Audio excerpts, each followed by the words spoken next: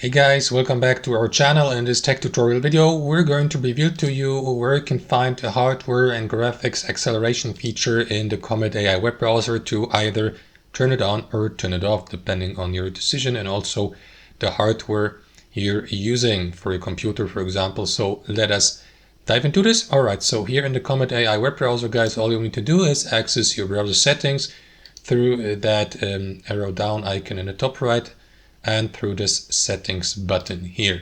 After that, guys, navigate to, let me find it, to performance here on the left side. And from there, guys, you may, for example, go through these performance settings and check if the memory saver is enabled or not. And also enable performance issue alerts. If you'd like to enable the graphics acceleration, guys, you won't find it here. They moved it to the system setting or a section here to the left.